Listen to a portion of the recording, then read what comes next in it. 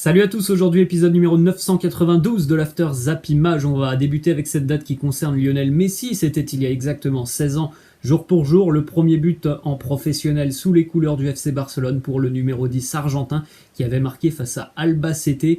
La petite anecdote, c'est qu'il avait été servi par Ronaldinho, passe D de Ronaldinho pour Léo Messi, c'était il y a exactement 16 ans, jour pour jour. On poursuit avec le résultat d'ouverture de cette 35e journée de Ligue 1, c'était hier soir au Vélodrome, l'Olympique de Marseille recevait Strasbourg, score final 1 partout entre les deux équipes, une contre-performance évidemment pour l'OM dans la course à l'Europa League, un bon point pris à l'extérieur pour le Racing qui se rapproche de son objectif maintien. Le Racing a à l'heure actuelle 7 points d'avance sur la zone de relégation, donc ça sent plutôt bon le maintien pour les hommes de Thierry Loret. Match compliqué pour l'Olympique de Marseille qui a eu le ballon, je crois que c'est quasiment 70% de possession pour l'OM hier, mais malheureusement l'OM a eu toutes les peines du monde à transpercer le bloc défensif strasbourgeois. Il est vrai que le Racing hier est venu en étant hyper costaud du côté du Vélodrome, très peu d'espace dans la défense strasbourgeoise, des lignes très resserrées, un groupe compact et l'OM a eu toutes les difficultés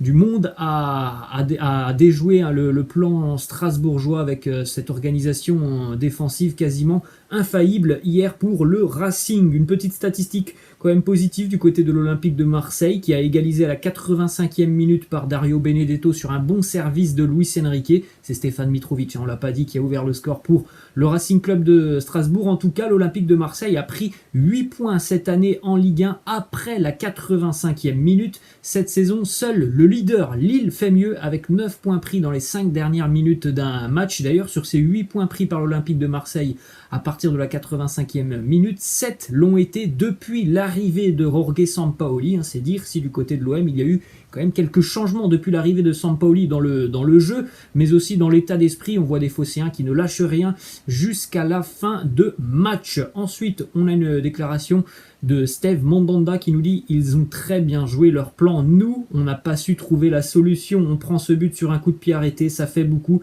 C'est quand même un point de prix au vu du scénario. On était mal barré. On est quand même déçu du résultat. Évidemment, dans la course à l'Europa League, c'est une mauvaise opération pour l'Olympique de Marseille. Après, au vu du scénario, comme on l'a dit, égalisation à la 85e minute au terme d'un match où l'OM a eu beaucoup de difficultés à mettre à mal la défense strasbourgeoise, où les Strasbourgeois ont eu aussi de bonnes situations. C'est quand même un point de sauvé pour l'OM en fin de match. Ensuite, 2 déclarations de l'entraîneur strasbourgeois Thierry Loret. Premièrement, il nous dit « On a longtemps cru que l'on pourrait prendre ces 3 points. On a eu un petit moment d'égarement qui nous coûte la victoire. Je suis satisfait de l'implication des garçons. Ce soir, c'est une bonne performance pour nous. » Autre déclaration de Thierry Loret sur le style de jeu de son équipe hier, puisqu'il est vrai que c'était quand même très défensif ce que nous a proposé le Racing hier face à l'Olympique de Marseille. Ils ont laissé le ballon à l'Olympique de Marseille. Voilà, ils étaient 10, voire même parfois 11 en défense, les Strasbourgeois, avec des lignes assez resserrées. Donc voilà, pour l'OM, trouver des espaces hier, ça a été une mission quasiment impossible. La déclaration de Thierry Loret qui nous dit « On n'est pas là pour faire plaisir au public.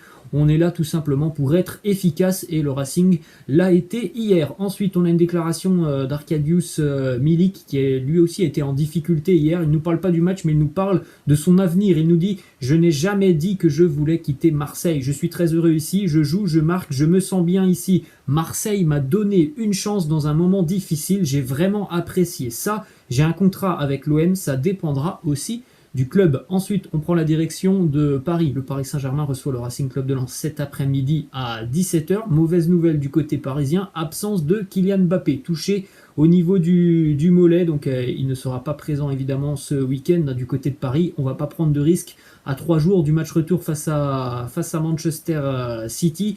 De toucher au niveau du mollet. La déclaration de Mauricio Pochettino en conférence de presse. Il espère que ce n'est pas trop grave et il espère évidemment que Kylian Mbappé pourra tenir sa place dans 3 jours face à Manchester City. Ensuite, on a une déclaration de Mauricio Pochettino qui nous parle d'un départ de Kylian Mbappé si jamais le Paris Saint-Germain n'arrive pas à renverser cette situation face à Manchester City la semaine prochaine.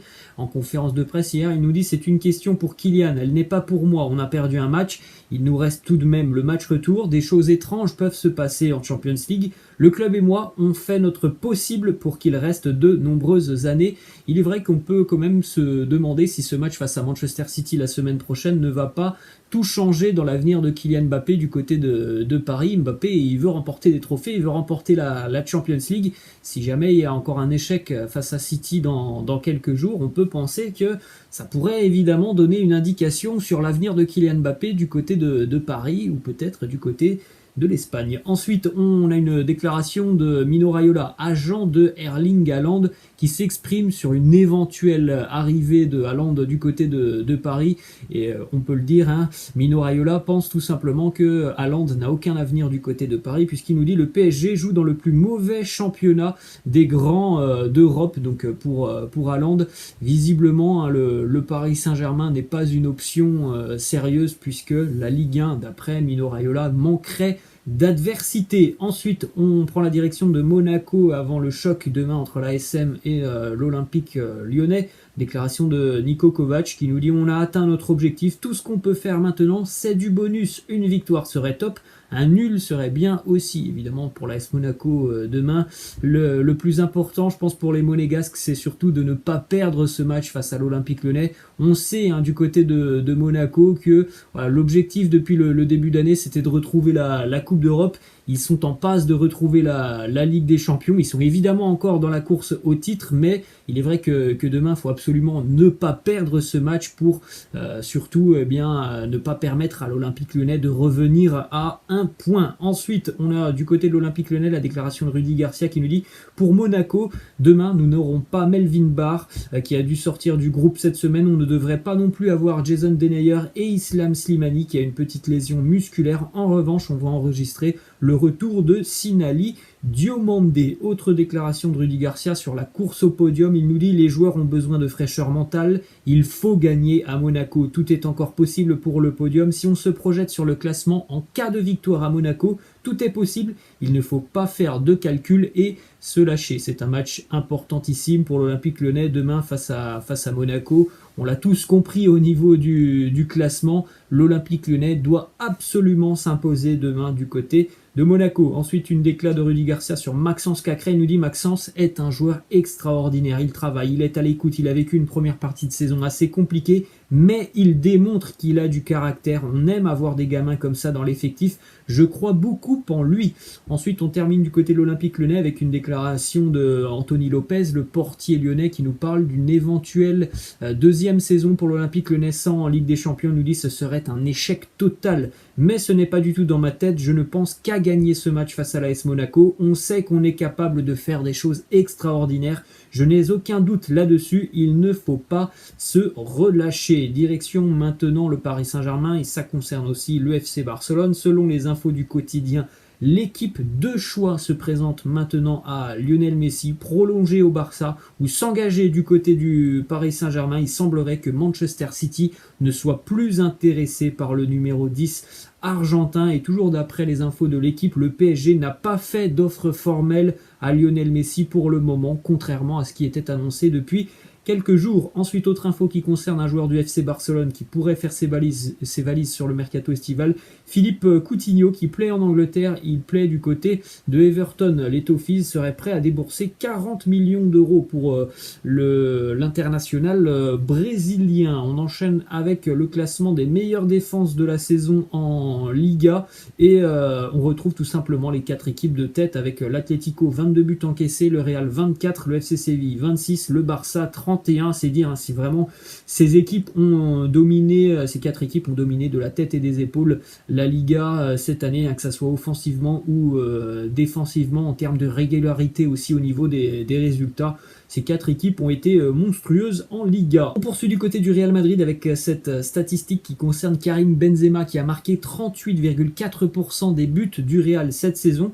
Le taux le plus élevé atteint par Cristiano Ronaldo lors de son long passage au Real, c'était 37,6% lors de la saison 2014-2015. Donc à l'heure actuelle, Karim Benzema fait mieux que Cristiano Ronaldo. Alors ce n'est pas une comparaison pour dire que Karim Benzema est meilleur que Ronaldo, ça n'a rien à voir là-dessus, c'est simplement pour montrer l'importance de Benzema cette année avec le Real Madrid, puisque on peut le dire aussi, en 2014-2015 du côté du Real, Cristiano a beaucoup marqué, mais il était aussi très bien entouré. Il y avait d'autres joueurs qui étaient capables de marquer et de faire des différences. cette année du côté du Real Madrid, souvent, même très souvent, celui qui fait les différences, eh bien c'est Karim Benzema. Malheureusement, il est très mal entouré sur le front de l'attaque. On a des Asensio, des Vinicius, des Rodrigo qui ne marquent que très très peu. Je crois que d'ailleurs que le deuxième meilleur buteur madrilène cette année, c'est un défenseur. Hein. C'est dire si cette année la performance de Karim Benzema, elle est quand même assez folle. Ensuite, on enchaîne avec la liste des convoqués pour le match du Real ce soir face à Osasuna. Match important évidemment dans la course au titre. Il y a encore pas mal d'absents du côté du Real. Sergio Ramos, Ferland Mendy, Dani Carvajal, Lucas Vazquez, mais aussi Fede Valverde. D'ailleurs, la petite info qui concerne Fede Valverde, il ne jouera pas ce soir face à Osasuna. En revanche, du côté de Madrid, on est très optimiste pour le retour face à Chelsea dans quelques jours. Fede Valverde devrait être du voyage. Par contre, on est beaucoup plus pessimiste par rapport à la présence notamment de Ferland Mendy. On enchaîne avec le calendrier du Real Madrid pour le mois de mai. Un calendrier chargé évidemment pour les merengues et un calendrier assez compliqué, hein, notamment en Liga. On regarde quand même le calendrier, toute compétition confondue, Osasuna, Chelsea, Séville, Grenade, Bilbao et Villarreal. Donc il y a quand même de beaux clients, notamment en Liga sur cette fin d'année. Ensuite, une info qui concerne Raphaël Varane et sa prolongation de contrat. À l'heure actuelle, aucune avancée significative pour la prolongation de Varane, toujours au point mort. S'il ne prolonge pas, on rappelle que le Real pourrait le libérer cet été du côté de l'Angleterre. Deux clubs semblent très intéressés, Manchester United et Chelsea. Ensuite, le petit troll de Tony Kroos sur Instagram envers son coéquipier Lucas Vazquez qui a décidé de faire gagner 10 maillots sur son compte Instagram puisqu'il a atteint les 10 millions de followers. Voilà la réponse en commentaire de Tony Kroos. Je n'en veux pas. Merci. Ensuite, on prend la direction de l'Angleterre et plus particulièrement de Manchester United. D'après plusieurs sources anglaises, Anthony Martial pourrait finalement rejouer d'ici à la fin de saison. L'ancien monégasque serait en avance sur son programme de récupération. Pour rappel, il est touché au ligament croisé postérieur du genou gauche depuis le dernier rassemblement avec l'équipe de France et ce déplacement au Kazakhstan. On pensait ne pas revoir Martial d'ici à la fin de saison. Eh bien, il pourrait tout de même rejouer en fin d'année. Ensuite, info qui concerne Edinson Cavani qui aurait pris la décision de continuer l'aventure avec Manchester United. Du côté des Red Devils, on attend même une officialisation pour la semaine prochaine. Ensuite, on prend la direction de l'Italie avec cette petite info qui concerne le retour du public dans les stades. Le gouvernement italien a donné son feu vert pour l'ouverture à 20% du Mapei Stadium, le stade de Sassuolo, qui accueillera la finale de la Coupe d'Italie dans quelques semaines entre la Juve et l'Atalanta. On aura donc 4300 tifosi pour cette finale qui se disputera le 19 mai, direction l'Ajax Amsterdam, maintenant avec une prolongation de contrat pour l'entraîneur Erik ten Hag qui continue avec l'Ajax jusqu'en 2023. Il était ciblé par de nombreux clubs depuis quelques semaines et notamment Tottenham après s'être libéré de José Mourinho. Les Spurs avaient pensé à Erik ten Hag qui finalement a prolongé son contrat avec l'Ajax. Il est du côté d'Amsterdam depuis 2017. Autre info du côté de l'Ajax, l'année prochaine, le club d'Amsterdam va rendre hommage à Bob Marley avec un troisième maillot aux couleurs notamment de la Jamaïque.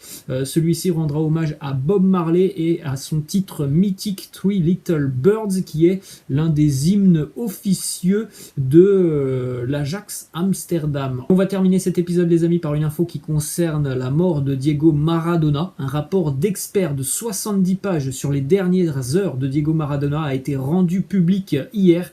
Diego Maradona aurait été abandonné à son sort par l'équipe médicale qui l'entourait peu avant sa mort, lui prodiguant un traitement inadéquat conduisant à une lente agonie de la légende argentine. C'est bien triste d'apprendre ce genre de choses. Voilà les amis, la fin de cet After Zap Image. J'espère que ça vous a plu. Je vous laisse et je vous dis à la prochaine. Ciao.